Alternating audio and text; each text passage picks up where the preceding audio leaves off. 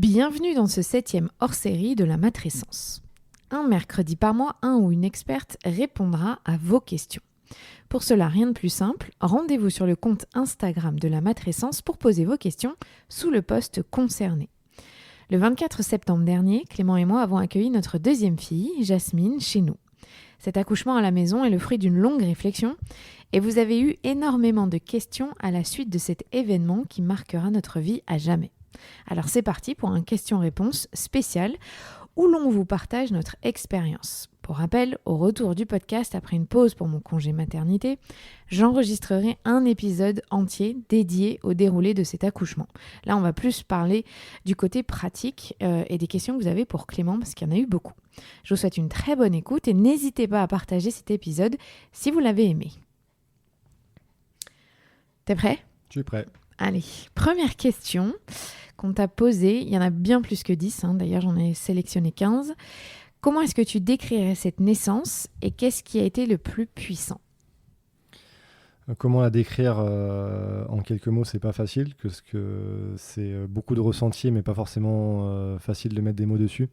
C'était quand même incroyable de rapidité, très naturel, je voudrais dire. Très fort parce qu'on n'a été que tous les deux durant toute la période de travail jusqu'à la naissance avant que la sage-femme nous rejoigne. Donc non, c'était vraiment très puissant et quelque chose dont je me rappellerai toute ma vie. Et qu'est-ce qui t'a le plus marqué ?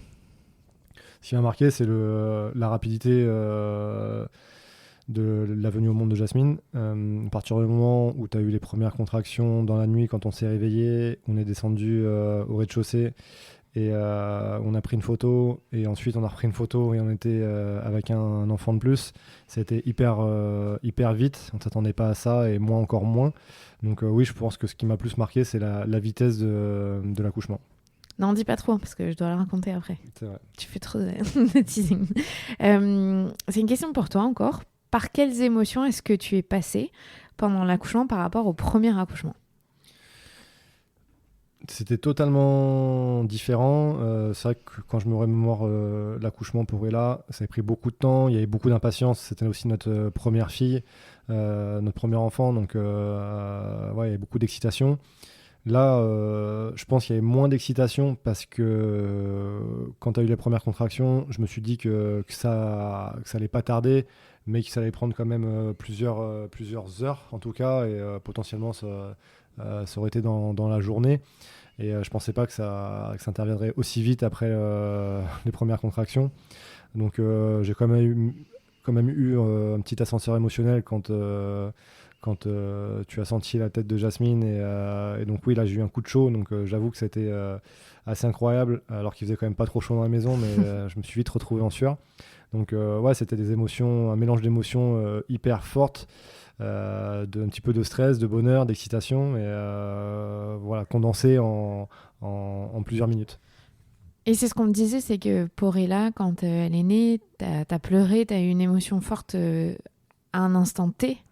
Alors que là, j'ai eu la sensation que c'était pas une émotion de joie, c'était une surexcitation, c'était un truc un peu surréaliste. Tu trouves pas que c'était ça l'ambiance ? Oui, c'est vrai que c'était très surréaliste. C'était impossible de savoir comment ça allait se passer. Alors qu'à la maternité, je pense qu'il y a beaucoup de monde qui vient te voir aussi et qui te dit voilà où est-ce que t'en es, voilà ce qui va se passer dans les heures qui viennent. Alors que là, on était un peu livrés à nous-mêmes sur le moment. Et donc, je pense qu'il y a beaucoup de ça aussi. Ouais, mais c'était ça la magie, justement. Ah oui, c'était exceptionnel de se dire on se laisse aller. Et puis voilà, ça arrivait très naturellement et très vite, mais c'était vraiment dingue. Bon, je préfère juste dire, quand tu dis livré à nous-mêmes, c'était de façon pas négative, justement, très positive. Oui, non, complètement. C'était super. C'est juste, voilà, quoi. C'était beau de pouvoir vivre ça juste toi et moi dans notre maison, dans nos conditions, et en sécurité, surtout, voilà, parce qu'on savait que tout allait bien. Et ça, c'était quand même très fort. Est-ce que tu as eu une préparation spéciale avec la sage-femme ? Raconte-nous. La préparation, elle était commune, j'ai envie de dire, parce qu'on a fait, pendant des mois, on a suivi Isabelle ensemble en rendez-vous. Mais oui, c'est vrai que la préparation, elle est quand même très axée, comme tu le disais, sur le papa, sur tout ce qu'il faut faire, sur comment être à l'écoute par rapport à sa femme et, durant pour gérer les contractions, durant toutes les phases qu'il peut y avoir durant l'accouchement. Donc oui, c'était très différent de la préparation que j'avais pu avoir, enfin qu'on avait pu avoir pour Ella à la maternité. Donc c'était beaucoup plus sympa, j'ai envie de dire, parce que le contexte est différent. On voit aussi d'autres parents où on a pu échanger. Donc c'était vraiment, vraiment bien et je me suis senti très à l'aise, mais aussi parce que tu m'as bien aidé à être à l'aise pour ce moment-là. Alors, juste, je précise, donc on fait des premiers rendez-vous au tout début du parcours, toi et moi, avec elle, où elle te parle beaucoup à toi, justement, parce qu'elle veut connaître tes peurs et ton ressenti par rapport à l'accouchement à la maison. Et ensuite, on fait des préparations avec d'autres couples, on fait des apéros même. Sans alcool pour nous, mais avec bière pour vous. Et il y a des thèmes et on échange beaucoup. Et moi, j'avais la sensation qu'elle prépare beaucoup les papas et c'était très positif, ou les deuxièmes parents, parce que elle vous met pas de côté en fait. Et elle considère aussi que nous, les femmes, on sait faire. Donc elle nous donne beaucoup de positivisme et elle nous encourage énormément, je trouve. Ou en tout cas, elle nous donne confiance. Et sur les papas, elle vous lâche pas. Enfin, elle le dit bien, elle le redit. Sans vous, elle peut pas le faire. Si vous ne faites pas partie du projet, ça marchera pas. Non, c'est vrai que c'est intéressant parce qu'on se sent inclus durant toute la préparation. Mais voilà, c'est vrai qu'au départ, cette volonté d'accoucher à la maison, elle venait de toi, pas forcément de moi, parce que je me sentais plus en sécurité dans le milieu médical. Après, voilà, c'était ton choix et il n'y a pas de débat que je t'accompagnerai par rapport à ça. Mais c'était intéressant que Isabelle, dès le début, elle me pose des questions aussi sur moi, sur comment je voyais cet accouchement à la maison, quelle était ma vision des choses. Et voilà, elle nous inclut depuis de A à Z dans toutes les étapes. Et moi, comme ça, on se sent, je dirais pas important, mais on sait ce qu'il faut faire et on reste pas à l'écart. Oui, et puis je trouve, ça c'est mon point de vue très personnel, mais elle nous défend beaucoup, nous les mamans, mais aussi auprès voilà, de tout l'entourage, l'environnement, mais elle vous répète beaucoup à vous, les deuxièmes parents, que vous êtes là pour pas nous protéger, mais si quelque part nous aider, expliquer pourquoi il y a des moments où on a telle ou telle réaction. Je trouve que c'est important quand ça vient de la part du corps médical qui explique des choses que nous on vit, pour que vous l'entendiez d'une autre manière et que vous soyez plus indulgent peut-être, je sais pas, mais en tout cas, j'ai trouvé qu'on était plus connectés psychiquement, toi et moi, sur ça. Ouais, après, je sais pas si c'est le fait d'avoir un deuxième enfant, mais je suis convaincu en tout cas que la préparation, elle m'a permis d'être plus proche de toi et plus à tes côtés dans les moments où tu avais besoin de moi pour accoucher. C'est vrai, je trouve aussi. Alors, combien coûte ce projet et que faut-il comme matériel? Alors, le matériel, c'est toi qui l'as acheté, donc vas-y. Je me souviens plus de tout, à vrai dire. Il n'y a pas besoin de grand-chose, mais il y avait une bâche en plastique. Qu'on trouve chez Leroy Merlin, Casto, comme ça. Exactement. Il y avait des alaises. Ouais. Ça, c'est moi qui ai été acheté à la pharmacie. Ouais. En fait, elle nous donne 2 listes. Elle donne une liste de choses pour le jour J, au niveau de choses qu'on doit acheter à la pharmacie, quoi, en gros, que normalement, plus ou moins, l'hôpital vous fournit, mais bah, là, c'est à nous. Donc, c'est pas grand-chose, hein. Les couches, pas que pour l'enfant, mais pour la maman. Les alaises, il faut... je sais même plus, mais c'est vrai qu'il faut pas grand-chose. La bâche que tu as achetée, qu'on met sur le canapé, en gros, après, pour faire sortir le placenta et pour pas que ça abîme les affaires, ou si on accouche en dehors de l'eau. Elle nous fournit un liner qu'on paye. Qu'est-ce qu'elle nous demande encore? C'est vrai que tu vois, ça fait 5 semaines et on a déjà oublié, mais ouais, non, mais il n'y a pas grand-chose en fait. Il n'y a pas grand-chose comme matériel. La piscine, c'est pas obligatoire. C'est moi qui ai demandé sur un des rendez-vous est-ce qu'elle en avait une. Elle m'a dit que oui, qu'elle a regardé sur son agenda pour savoir si cette piscine était libre au moment où moi j'étais censée plus ou moins accoucher. C'était le cas. Et d'ailleurs, je trouve que c'est super chouette cette piscine parce qu'on se la passe de parent en parent. Donc moi, je suis allée la chercher chez un couple que je salue si jamais ils écoutent, qui venait juste d'avoir un bébé. Et ben, c'est tout bête, mais je suis allée chez eux, on a discuté pendant une demi-heure. J'ai vu à quel point ça avait l'air magique, comment ils étaient heureux.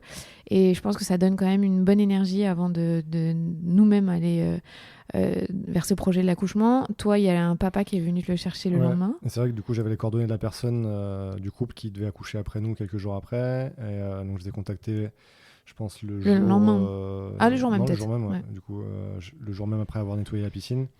Et c'est vrai qu'on a pu échanger un petit peu. Ils ont demandé un peu comment c'était passé pour nous, les retours. Et c'était génial de pouvoir leur partager un peu notre expérience. Je pense que ça les rassure aussi un peu de leur côté.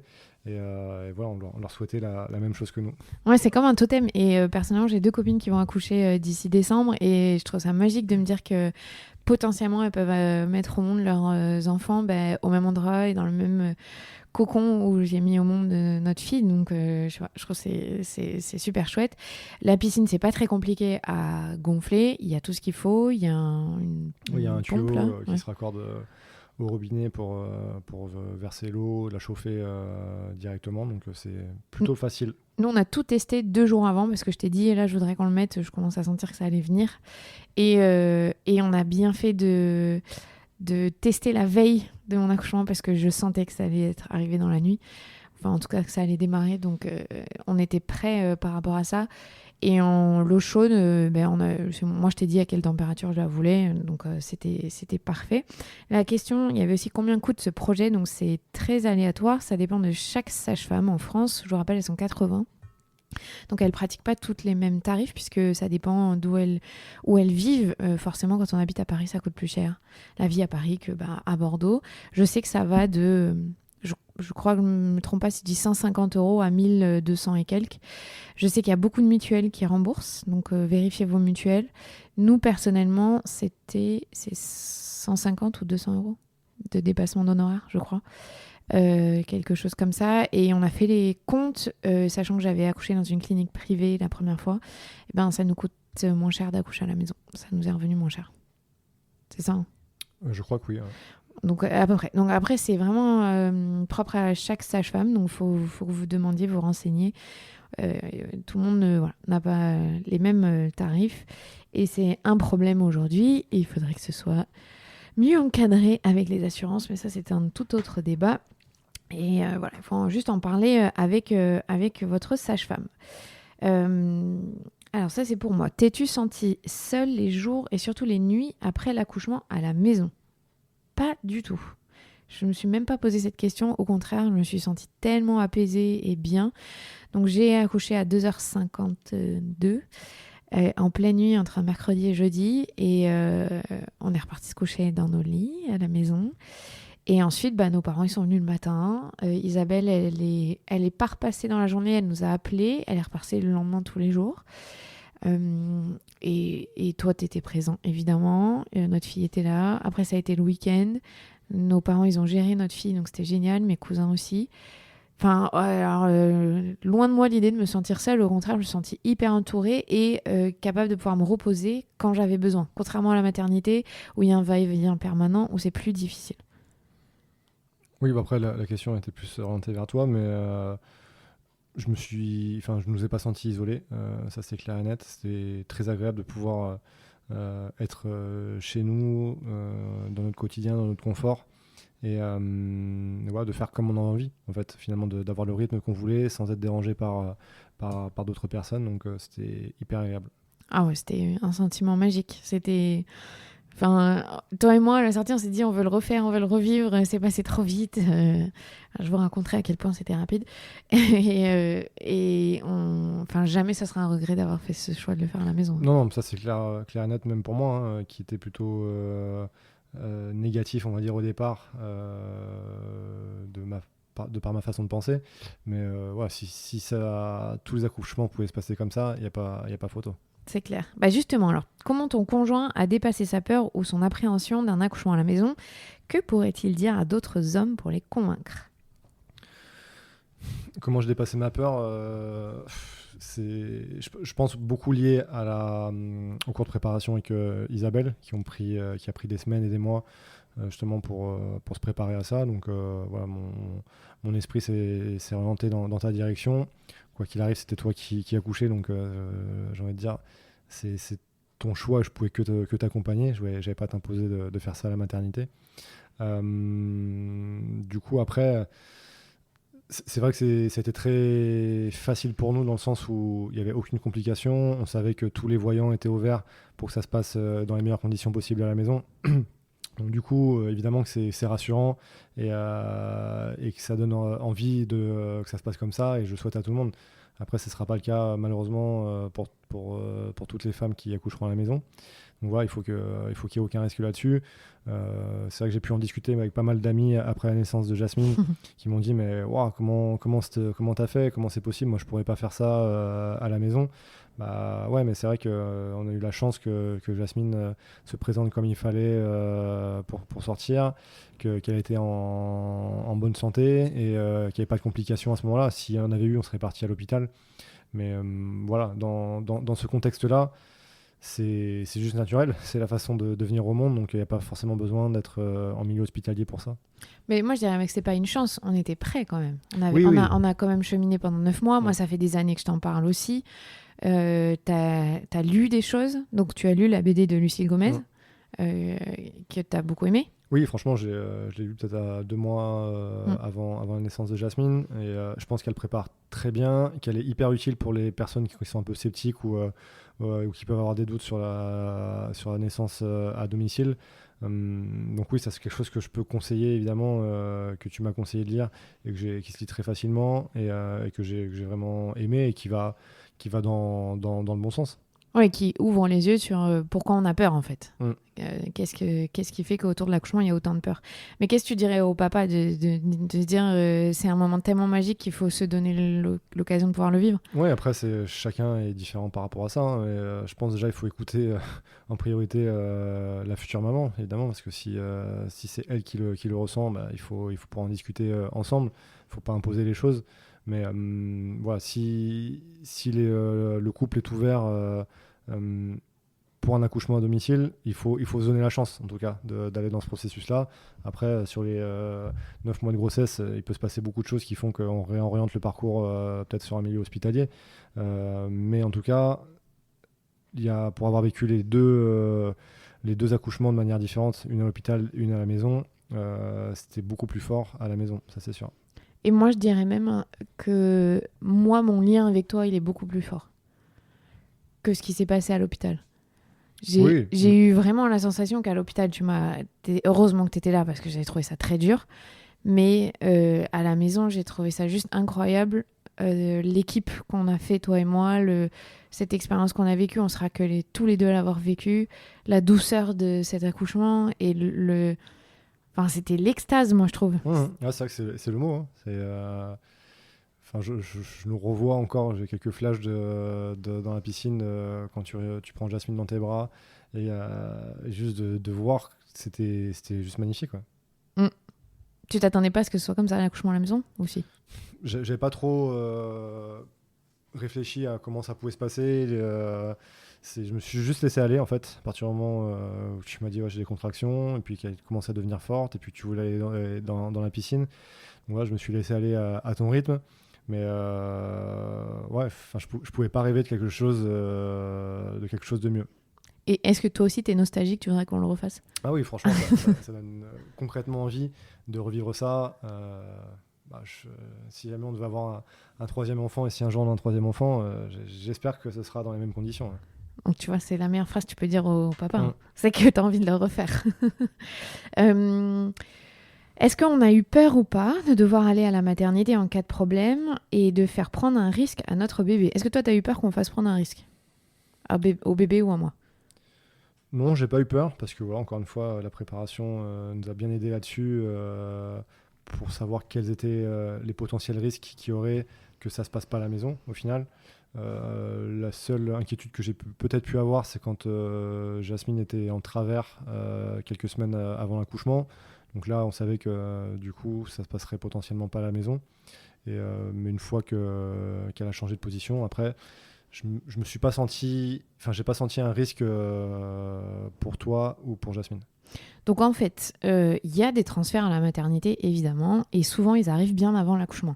Donc on a tout un cours avec Isabelle sur pourquoi on ne pourrait pas accoucher à la maison. Donc c'est hyper intéressant parce que dans notre tête, on connaît tous les scénarios et on sait à quel moment c'est pas possible. Donc je trouve que déjà, on n'est pas pris au dépourvu et on a conscience qu'il y a, comme dans tout ce qu'on fait, il y a un risque et on le prend ce risque, mais il n'y a pas de raison de se focaliser sur ce risque quand tout va bien. Et je répète parce que cette grossesse, elle est autant surveillée qu'une grossesse quand c'était en maternité. J'ai fait toutes les échos. Isabelle ne prend aucun couple qui n'a pas fait les échos. Elle prend pas les couples qui ont des jumeaux. Quand le bébé est présenté en siège, elle ne fait pas l'accouchement. Donc moi, elle était en travers à un moment.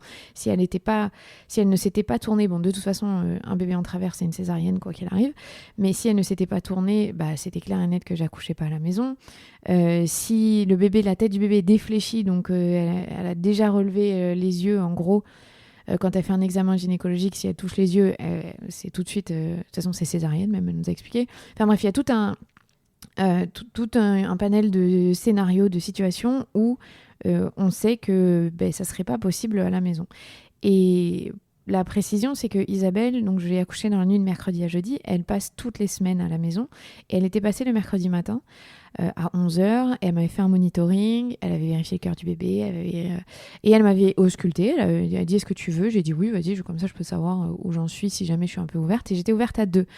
Donc elle m'a donné beaucoup de confiance parce que quand elle est venue m'ausculter, elle m'a dit mais c'est pour bientôt, je sens bien, ça va être super. Mais c'est très important en fait quand vous avez votre sage-femme qui vous dit ça. Et donc à ce moment-là, quand elle part, on sait très bien que tout va bien, que le bébé va bien et qu'il y a pas de souci majeur. Le bébé a un bon poids, on est à 1 semaine du terme, donc pas de prématurité. Voilà, il n'y a pas possible d'accoucher prématurément non plus à la maison. On peut pas dépasser le terrain, enfin pas plus 6 jours. Il y a plein de choses qui éliminent un scénario potentiellement difficile.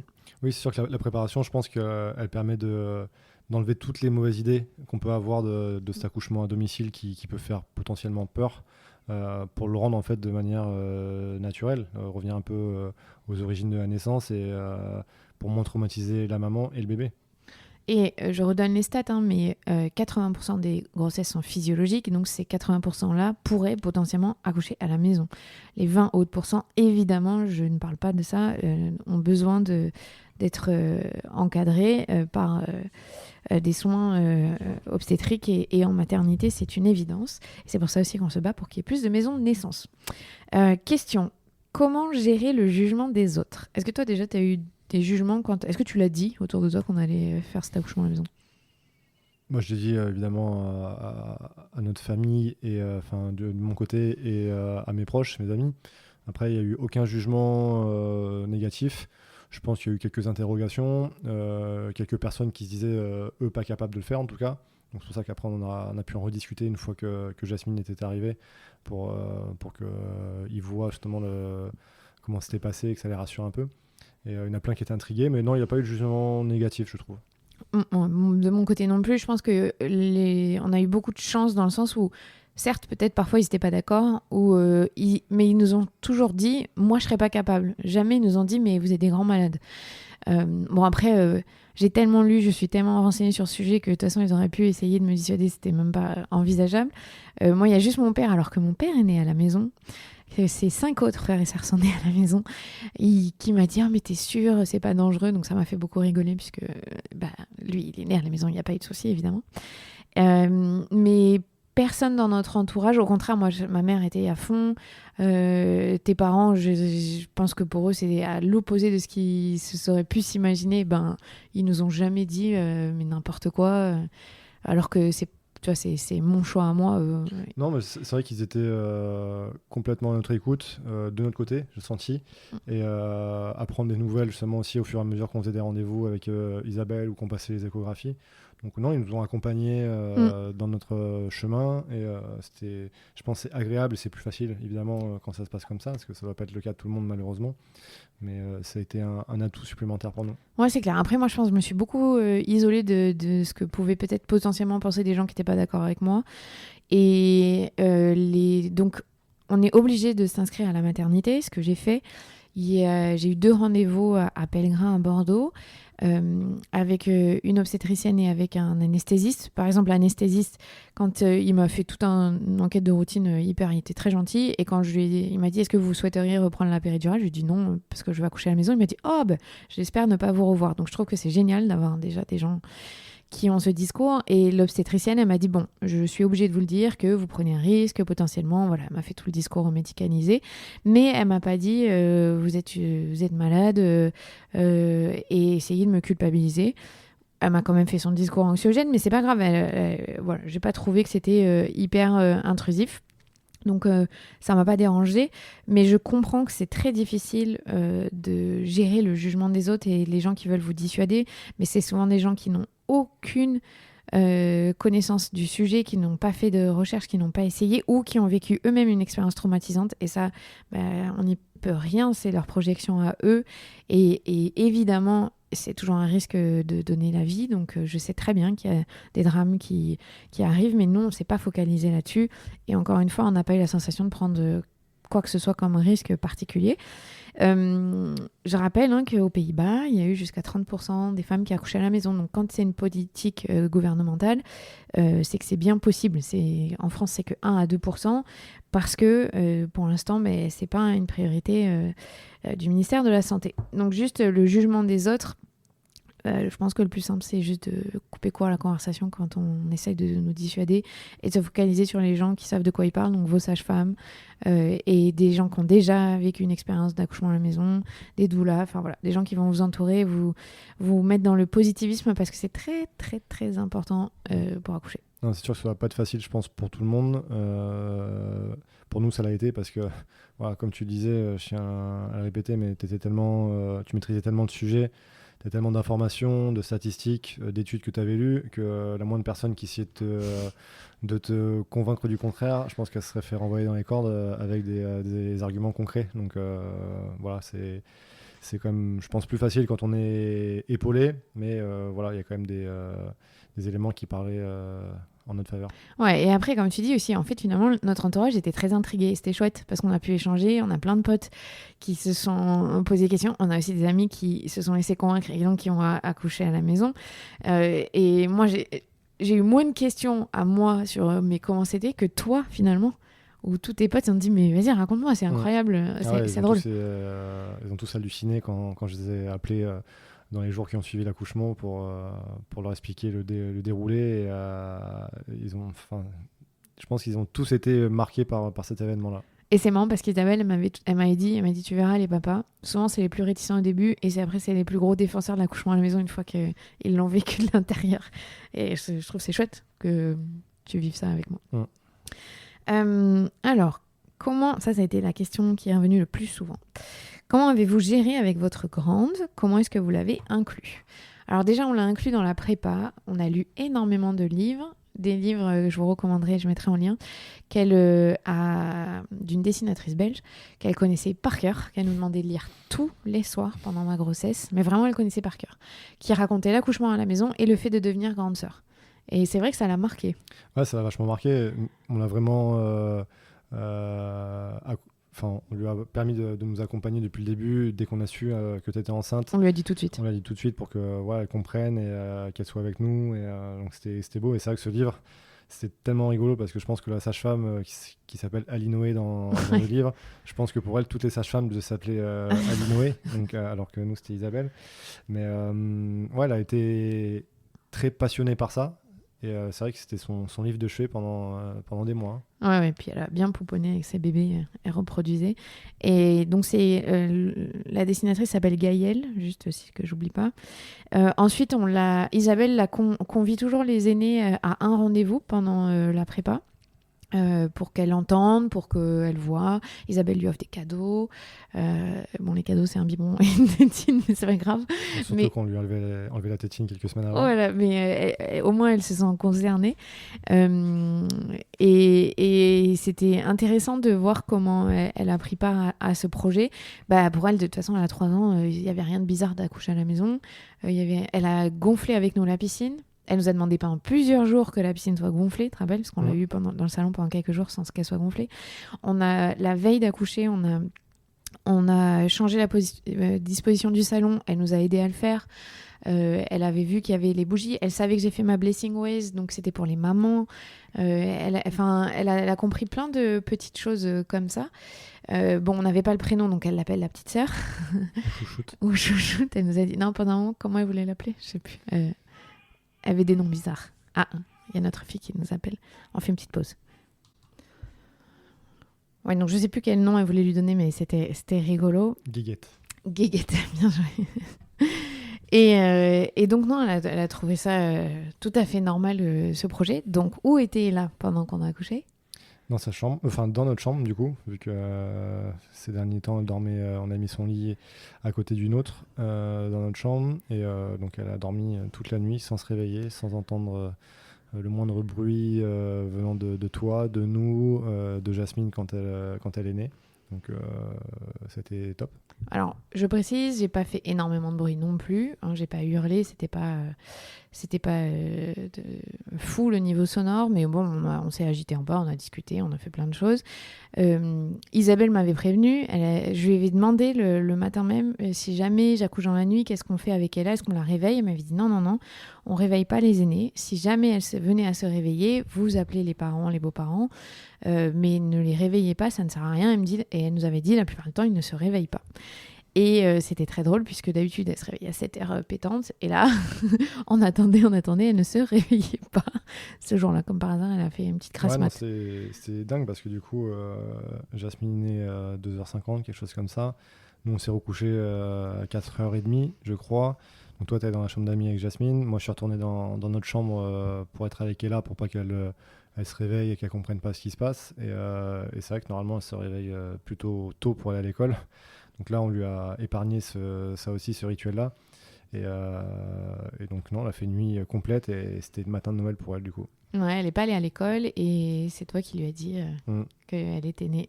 C'est vrai que c'était top, du coup, de pouvoir lui dire si tu veux, on peut aller voir maman qui est dans la chambre d'amis, elle est avec ta petite sœur, est-ce que tu veux aller la voir ? Donc là, de suite, elle s'est levée hyper vite, elle était trop contente, ça s'est vu dans son regard, et de pouvoir la filmer aussi dans le couloir, la suivre pour la rencontre avec sa petite sœur, c'était un moment juste génial. C'était très émouvant. Et elle a été très douce, très tranquille. Et donc, ça fait 5 semaines maintenant que Jasmine est née, on peut le dire. Alors, elle a eu 1 ou 2 fois des gestes un peu rude envers sa sœur, mais franchement, elle est hyper maternante avec elle, elle est très douce. Elle est même jalouse quand les autres s'occupent d'elle, en fait, finalement. Elle veut que ce soit elle veut tout faire avec elle.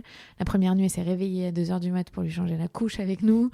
Et elle est plutôt très positive. Par contre, ça ne veut pas dire qu'elle n'exprime pas c'est un peu difficile l'arrivée de sa sœur. Je préfère juste préciser. Non, ça c'est sûr, mais après, c'est vraiment très beau. On en reparlait encore ce matin quand on les voyait allongées toutes les deux. La relation qu'elles peuvent avoir, le rapport qu'elle a avec Jasmine. Et j'ai juste en tête une photo où justement dans notre lit, le jour de la naissance de Jasmine, où elle l'a dans ses bras et on voit qu'elle est trop fière que sa sœur soit là. Et pour rebondir sur ce que tu dis, sur le fait que voilà, elle aime pas trop enfin, c'est pas qu'elle aime pas trop, mais quand elle est dans les bras des autres, on sent que ça peut l'agacer un peu quand moi je dis non mais c'est ma fille et qu'elle dit non c'est ma fille. Donc ça c'est drôle. Mais ouais, en tout cas la découverte et le fait qu'on soit resté à la maison, elle n'est pas allée à l'école, il n'y a pas eu de coupure en fait. Voilà. Par contre, elle n'a pas compris que j'ai accouché dans l'eau et pas dans la chambre d'amis, puisqu'elle m'a découvert avec Jasmine dans la chambre d'amis. Et alors, question d'après. Quelles ont été les différences importantes entre l'idée que tu t'étais faite de ton accouchement et la réalité ? Et si c'était à refaire ? Je prends Jasmine dans mes bras. Alors, c'était 100 000 fois mieux, en vrai, en réalité, que ce que j'avais imaginé. Je pense qu'on ne peut pas imaginer un plus bel accouchement que ce qu'on a eu, pour tout un tas de raisons que j'expliquerai. Mais j'avais quand même dans la tête que potentiellement, on pouvait aller à l'hôpital, mais j'étais quand même très, très positive et j'avais quasi aucun doute que on allait réussir à mener cet accouchement à bien à la maison et que ce serait magique. Je ne m'attendais pas à ce que ce soit aussi fort et aussi dingue. Donc je suis plutôt satisfaite, et si c'était à refaire, je le referai 1000 fois. Voilà, je referai jamais l'accouchement que j'ai eu avec Ella. Par contre, celui de Jasmine, je le refais demain sans problème, et toi aussi, je pense. Oui, moi c'est sûr que je pense la seule peur concrète que je pouvais avoir, c'était concernant la douleur que tu pouvais avoir toi. Parce que c'est vrai que sur l'accouchement d'Ella, t'as eu très très mal avant ta péridurale sur les contractions. Donc là, je me suis dit, à la maison, il n'y aura pas de péridurale. Si tu commences à avoir des grosses contractions de la même manière, comment tu vas être capable de les gérer? Comment moi, je vais pouvoir t'aider par rapport à ça? Parce que ça m'avait bien marqué quand même de voir la difficulté dans laquelle tu étais à l'époque. Mais en fait, c'était tellement plus facile à tout point de vue que tu as dépassé tout ça, quoi. Alors, est-ce que moi, j'ai eu des doutes ou des peurs concernant l'accouchement à la maison avant d'accoucher à la maison? Je crois qu'il y a eu quelques moments où je me suis dit, quelque part, j'ai un tout petit peu la pression que ça se fasse, puisque j'en ai beaucoup parlé sur les réseaux sociaux, et que c'était une petite pression pour moi de me dire, il faut que je puisse montrer aux gens que c'est possible. Donc, dans un coin de ma tête, je l'ai un peu eu, mais ça va, j'ai réussi à la mettre de côté. Je comprenais que j'avais quelque part une responsabilité de montrer que c'est faisable. Parce que j'en ai beaucoup parlé, et en même temps j'étais très à l'aise avec le fait que potentiellement ça peut ne pas aller comme on l'a prévu, et que dans ces cas-là il faut une intervention médicale, et tant mieux que ça existe. Je suis pas une fanatique et une malade pour dire que je veux rien. Je rappelle que je suis née par césarienne d'urgence, donc j'ai eu quelques doutes plus par rapport à ça, mais en fait en vrai non, la préparation elle est tellement bien ficelée. On est tellement bien entouré au final dans cette préparation. J'avais tellement lu et je me suis encore repréparée que j'avais pas de doute que je disais, hein, j'avais pas de doute que ça allait marcher en fait. Je voulais juste pas décevoir les gens qui avaient des attentes peut-être autour de ça, pour montrer une belle image de l'accouchement à la maison. Non, je pense que ce qui est vraiment important, et ce qui a été notre cas, c'est que c'est pas quelque chose qui se fait sur un coup de tête. C'est une vraie préparation. Et je pense que durant cette préparation, tu te conditionnes mentalement et physiquement potentiellement à ça. Donc oui, il y a des paramètres que tu maîtrises pas. Mais dans ta tête, je pense que tu étais tellement prête que tu savais que ça allait bien se passer. Et est-ce que tu trouves pas ça drôle, parce que tu me dis toujours que je n'ai pas de mental? C'est vrai. Non, mais c'est pour ça que je reviens à ça, sur la douleur, sur ta gestion de la douleur, c'était ce qui me faisait le plus peur. Merci, t'avais pas confiance en moi. Si, je savais que tu étais capable de le faire, mais voilà, je sais que non, je sais pas, parce que j'ai jamais vécu ces douleurs-là pour mettre au monde un enfant. Mais voilà, c'était dur pour Ella, et là, ça a été vraiment plus facile, quoi, rapide et plus facile. Même, j'appellerais pas ça de la douleur en fait, donc ça qui est drôle. Non, parce que tu vois, ce qu'on disait aussi la dernière fois, c'est que le lendemain matin, du coup, quand nos parents respectifs sont venus à la maison pour nous apporter un peu à manger, pour voir si tout allait bien, et qu'ils t'ont vu, ils ont même pas ils se sont pas rendus compte que tu avais accouché, quoi. T'étais pas marqué du tout sur le visage, sur ton corps, donc même la sage-femme te l'a fait remarquer. Oui, c'est vrai. Alors, comment as-tu préparé cet accouchement? Est-ce qu'il y a une prépa spéciale, genre de l'hypnose, une doula, tout ça? Donc oui. Donc il y a la préparation avec Isabelle, qui est franchement très complète. J'ai lu un livre avant d'accoucher à la maison et avant de vouloir accoucher à la maison, qui s'appelle Le guide pour une naissance au naturel de Ina May Gaskin, que je recommande à tout le monde, sincèrement. Même si on accouche en maternité, parce que c'est un livre très important. J'ai lu la BD de Lucille Gomez, évidemment, qui reprend vraiment beaucoup de notions. J'ai acheté la prépa de Quantique Mama, donc Karine, la sage-femme, sur les réseaux sociaux, donc qui est une sage-femme canadienne, québécoise, qui propose une préparation en ligne qui vaut de l'argent, c'est 170 €, mais que j'ai trouvé très bien dans le sens où elle récapitule, en plus c'est en vidéo, donc il y a des gens qui sont plus réceptifs à l'image, tout ce que j'avais lu et toute la prépa d'Isabelle, et comme je l'ai faite quelques semaines avant d'accoucher, je pense dans le dernier mois, ça m'a beaucoup reconditionné, et ça m'a fait des mémos. Je me suis noté 2-3 trucs pour me rappeler tout ce que j'avais lu ces 2-3 dernières années, donc j'avais trouvé ça très intéressant. Elle a des vidéos d'accouchement à la maison, parce qu'elle encourage à regarder des vidéos d'accouchement à la maison pour se mettre dans une bulle positive. Elle met son propre accouchement en vidéo qui dure 10 minutes. Je trouve ça chouette, parce que du coup on peut voir en application, parce qu'elle nomme toutes les phases de ce qu'elle fait, et de ce qu'elle-même a vécu. J'ai vu une sage-femme hypnothérapeute qui est formée sous la formation de Lise Bartoli. On a fait 2 rendez-vous, moi j'ai fait 3 rendez-vous et 1 avec toi Clément. J'ai trouvé ça chouette l'hypnose parce que ça te donne des clés pour trouver tes lieux ressources, ça met des mots sur des choses tangibles, je sais pas, ça détend énormément d'ailleurs, c'est une bonne relaxation, ça c'est clair et net, mais j'ai trouvé que ça m'a donné des clés. J'ai fait dans les 3 dernières semaines avant d'accoucher, donc c'était très proche de l'accouchement, donc j'ai trouvé ça aussi efficace, même si on peut commencer bien évidemment avant. On n'a pas fait d'autonomie. Bon, il y a eu le confinement aussi pendant toute ma grossesse.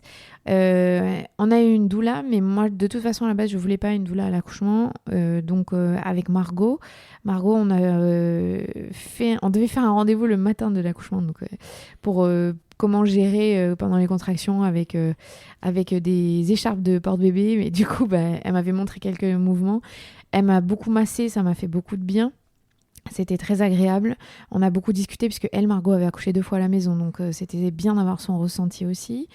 Qu'est-ce que j'essaie de réfléchir à ce que j'ai fait dans les semaines avant. J'ai beaucoup bougé. Si, j'ai beaucoup vu mon ostéo, mais parce que moi j'avais une pubalgie, j'avais plein de choses et ça m'a, je pense aussi bien aidé. Mais l'hypnose qu'on a fait ensemble, j'ai trouvé ça bien. C'est le seul truc qu'on a fait ensemble à part la prépa avec Isa. Ouais, c'est ça le truc. Et oui, je pense que pour en avoir discuté avec toi et pour voir le résultat derrière, ça t'a fait pas mal de bien, ça t'a bien conditionné aussi. Et après, même, je pense que toute la préparation aussi qu'on a pu faire dans la maison avec tes mots que tu as pu afficher, de tes copines ou les mots qui te touchaient toi, la musique, l'ambiance un peu tamisée, c'était un tout qui faisait qu'on était vraiment dans un cocon. Ouais, ça. Donc j'avais mes bougies, j'avais les mots de ma Blessing Ways, j'ai écrit tous mes mantras que j'avais préparés à l'avance et j'ai fait une playlist aussi avec les musiques qui me parlaient, qui étaient importantes pour moi. Donc tout ça, ça a participé au fait d'avoir ce cocon. J'essaie de réfléchir à ce qu'on a fait en particulier, mais non, déjà c'était très bien, hein. Ça suffisait. Ah si. Et donc dans la préparation de Quantique Mama, il y a un podcast pour les papas que je t'ai demandé d'écouter qui dure 50 minutes et je pense quand même que c'était utile. Oui, c'est utile parce que c'était quelques jours avant la naissance, donc c'était le bon timing aussi pour moi pour me remettre un peu tout en tête sur comment moi t'aider. C'était assez intéressant, assez rigolo aussi, je trouvais, vu que c'est fait par une Canadienne avec un accent canadien et des expressions canadiennes. Et, donc non, c'était très bien. Et tu sais, moi, une de mes plus grandes peurs, donc c'était quand même que toi et moi, on n'arrive pas à être une équipe pendant le moment de l'accouchement, parce que j'avais conscience à quel point c'était important que toi et moi, on soit en symbiose et que tu me comprennes. Et en fait, j'avais des peurs qui étaient basées sur rien, j'ai trouvé, parce que c'était parfait comment t'as été avec moi. Parce que je pense que toi, c'était tellement concret, que tu savais comment ça allait se passer, que moi, pas vraiment. Et donc, tu pensais que je serais peut-être pas à la hauteur si je me préparais pas en amont. Donc, non, voilà, après, tu m'as quand même bien aidé sur les choses à lire ou à écouter au bon moment aussi, sans abuser, en me forçant à tout lire. Donc, voilà, moi, c'était juste le bon compromis pour être au top le jour J. Ouais, et puis même avec la sage-femme pour l'hypnose, elle donnait aussi quelques clés, donc c'était intéressant, j'ai trouvé. Donc finalement, en fait, c'est des prépas qui sont... On n'arrive pas sur un accouchement, sur un coup de tête, comme tu disais, ni pas préparé. C'est impossible. C'est vraiment un cheminement, c'est un projet de couple, et c'est quelque chose c'est comme...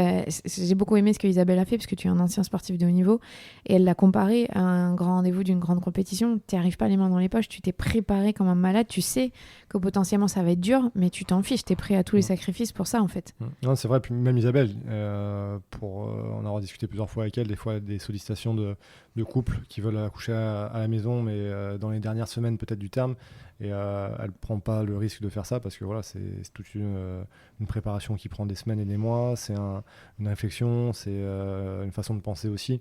Et donc oui, moi je suis convaincu que que d'avoir vraiment mis tout ce travail pendant des mois a été bénéfique pour cet accouchement. Et alors la dernière question, qui est aussi une des questions qui est revenue le plus souvent, c'est quid du placenta? Donc, qu'est-ce qu'on a fait du placenta et pourquoi j'en ai mangé? Je te laisse juste parler du placenta et de ton expérience. Non, c'est vrai que là-dessus, j'avais pas une grande réflexion ni imagination sur le placenta, mais ça fait partie à un moment d'un des cours justement où Isabelle nous a montré à quoi ça ressemblait parce que je n'avais aucune idée, strictement aucune idée de ça. Donc sur le moment, ça m'a un peu dégoûté, j'avoue. Et tu n'es pas végane, hein, je préfère préciser. Non, mais c'est vrai que tu es habitué à avoir de la viande. J'avais un petit peu de mal par rapport à ça. Voilà, après, je veux dire, c'est pas moi qui l'ai récupéré, qui l'absorbe non plus. Mais voilà, après, ça s'est fait de manière hyper naturelle quand elle a dû le récupérer, Isabelle, sans forcément que je regarde. Et voilà, on peut être complètement absent de cette partie-là si ça nous plaît pas. Donc, en fait, en France, on a interdiction de récupérer le placenta à l'hôpital, dans une structure hospitalière. En revanche, à la maison, on fait ce qu'on veut. Donc, Isabelle pose toujours la question, qu'est-ce qu'on veut faire du placenta? Il y a plein de gens qui vont sûrement dire qu'ils n'en veulent pas. Nous, on a décidé de garder le placenta. Donc, on n'a pas tout gardé, on garde une partie. On a gardé un quart du placenta pour le planter sous un arbre. C'est une tradition qui se fait dans plein de cultures ancestrales. En honneur de Jasmine. Il y a même des cultures où on enterre ensuite les gens à l'endroit où on a planté leur placenta. Donc ça, nous, on va le faire. On a ce morceau de placenta dans notre congélateur. Et ensuite, moi, j'ai demandé à avoir des morceaux de placenta pour pouvoir en manger toutes les semaines. Il y a plein d'études qui ont été faites sur ça, la placentologie, ça s'appelle, aux États-Unis, puisqu'en France, évidemment, on n'en parle pas. Aucune étude ne montre qu'il y a des bénéfices avérés.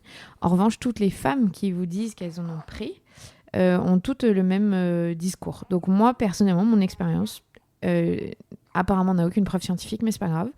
Moi, c'est que j'ai trouvé que j'avais des tranchées qui étaient beaucoup moins fortes, donc c'est-à-dire quand l'utérus se contracte derrière. Isabelle m'a donné un morceau du placenta tout de suite après l'accouchement. J'ai très peu saigné. Sincèrement, ça m'a fait halluciner sur l'après-accouchement. J'ai pas saigné pendant l'accouchement, d'ailleurs, je tiens à le dire. Mais ça n'a rien à voir avec le placenta. J'ai mes hormones, c'est le jour et la nuit. Je n'ai pas du tout eu de baby blues.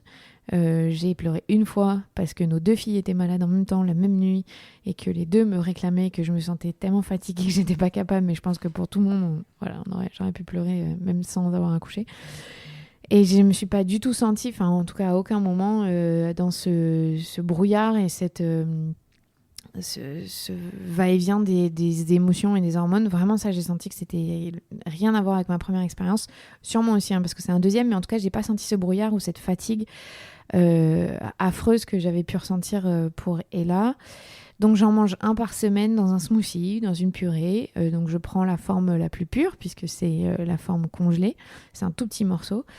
Et on peut sinon le faire mettre sous capsule. Aux États-Unis, il y a plein d'entreprises qui le font. En France, c'est pas légal, donc c'est compliqué. Il faut trouver des gens qui puissent le faire. On trouve toujours, vous inquiétez pas. Ou sinon, il y avait sous forme homéopathique, mais moi, je le prends dans un smoothie toutes les semaines. Alors au début, on s'est trompé, j'en ai pris un tous les jours, mais c'est pas grave. Et ça pendant 8 semaines. Donc, c'est chacun fait ce qu'il veut. On n'est pas du tout obligé de consommer le placenta. Mais moi, personnellement, j'ai trouvé qu'il y avait beaucoup de bénéfices. Et j'ai une autre amie qui a accouché le lendemain de moi, aussi à la maison, qui a fait la même expérience que moi et qui trouve aussi que le placenta, ça l'a beaucoup aidé dans la récupération. Voilà, donc je ne sais pas si ce que je vis, c'est un effet placebo ou si c'est réel. Mais en tout cas, on s'en fout, ça marche. C'est le principal. C'est le principal. Et je serais très contente de planter un arbre et d'avoir un morceau du placenta de Jasmine. Je trouve que c'est un chouette symbole.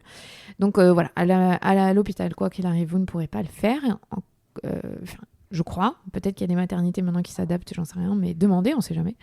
Mais à la maison, il y a aucun problème. Et vous voyez ça avec vos sages-femmes, elles sont habituées, évidemment. Est-ce que tu as des choses à rajouter sur cet accouchement? Non, après, pour résumer, de mon point de vue en tout cas, sur les accouchements à la maison, c'est magnifique quand tout va bien en tout cas. Vraiment, on a eu cette chance-là que Jasmine soit en bonne santé, qu'il n'y ait pas de complications durant la grossesse, durant la phase de l'accouchement. Donc voilà, toutes les conditions sont réunies, je pense que c'est pas comparable avec un accouchement à la maternité, parce que voilà, en plus on était toi et moi durant un long moment, et ça, je pense que ça n'a pas de prix, et c'est quelque chose qui sera gravé en nous pour toujours. Je pense aussi que ça... Il y a quelqu'un qui m'avait posé cette question, est-ce que ça solidifie les relations de couple ? Ben moi, j'ai beaucoup d'admiration pour la façon dont on a géré tous les deux. Et comme tu disais, j'ai sûrement eu peur que tu sois pas à la hauteur, et je me suis rendu compte que c'était des peurs infondées, et ça a fait beaucoup de bien à ma vision que j'ai de toi, en fait. Donc c'est que positif. Donc les papas, n'hésitez pas, allez-y, allez montrer que vous êtes capables de nous soutenir. Et je sais pas, enfin, je trouve que c'est pour notre famille, c'est juste fou. C'était juste trop beau, et j'espère que dans les années à venir, il y aura une vraie politique pour que ce soit moins compliqué, moins le parcours du combattant. On a beaucoup de chance en Gironde, parce qu'il y a Isabelle. Je crois qu'elle est à plus de 2500 naissances, donc voilà, c'est une des anciennes, mais je sais que tout le monde n'a pas la chance dans son département de pouvoir avoir une sage-femme qui pratique l'AAD. Mais en tout cas, je suis trop contente que tu aies accepté cette aventure inédite, puisqu'on n'est pas beaucoup en France à avoir ça. Non, c'est sûr, en tout cas, moi je souhaite à tout le monde de pouvoir vivre une grossesse, un accouchement comme on a pu le vivre nous, parce que voilà, c'est des souvenirs à tout jamais, et j'espère qu'on le revivra. Ah, moi aussi, qui sait. Merci mon gars. Merci. C'était le 7e hors-série. Si vous avez aimé cet épisode, n'hésitez pas à le partager sur les réseaux sociaux, à mettre 5 étoiles ou à laisser un commentaire. On se retrouve le mois prochain.